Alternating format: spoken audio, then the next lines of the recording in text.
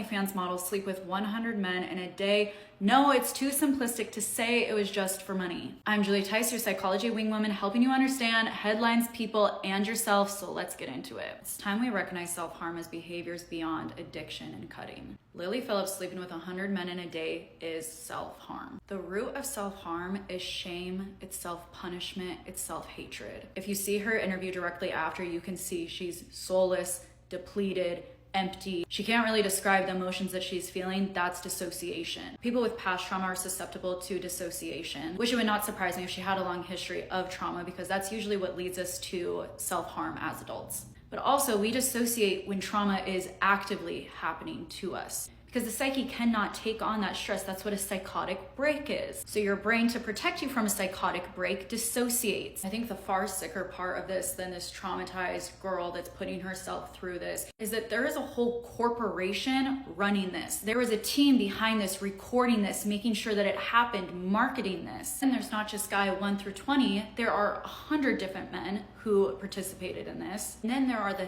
thousands that pay for this, that make a market for this. In my opinion, everyone is going to hate on Lily Phillips. She's the easy target. But the consumers of all of that are just as sick in the head. We so often see women being attacked for making a huge financial gain off OnlyFans. And it's worth talking about that it's not a life of glamour to be stuck in a cycle of self-harm. On the other side of our world being so mentally ill are the people that criticize that but are creating the marketplace for it. So if you're wondering the psychology behind how a beast like this can come to grow, exist, and thrive, it's really a tale as old as time when it comes to capitalism, and that is exploitation off of people's self-hatred. Hey folks, this is Jeff at thisweekwithjtt. Shout out to Julia Theis, if I'm correct. And she broke this whole thing down quite simply, and it explains a lot of things. This, like I said, it's easy for people to hate on Lily, though, this woman who slept with over 100 men. And the sad thing is, like, she tried to go for 1,000. Are you serious? But for what she described, this young lady who was doing this OnlyFans, I forgot this lady's name. I think it's Lily, something like that. But long story short, come from like some type of shame, trauma, and what she's doing is self-hatred. I'm like, wow, okay. And the funny thing, like the word she described, like, you know, she's the OnlyFans models say like she can't know words. Well, she's empty. She's depleted. Basically, she pretty much poured her soul to 100 different men. That's a lot of imprinting.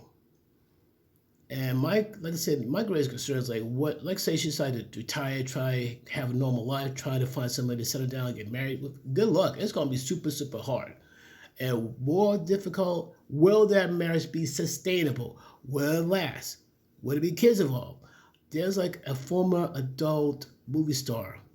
Like she was young, she made a lot of money, but her family pretty much like, you know, disassociated themselves with her. In fact, when she got married, she had to walk herself down the aisle to tell her father. And being an adult movie star has tons of drawbacks. Plus, you'll be labeled certain things you don't want me to repeat on YouTube because of guidelines. Long story short, it's easy to hate on the person making the money, but his reality. On the other side of the coin, there are people who make money for the trauma, who market this pain, who make money off this trauma. Just like you got her, the star, you got the directors, you got the market people. And the question is like, it wasn't for the fact there's a huge market for OnlyFans content, there'd be no OnlyFans.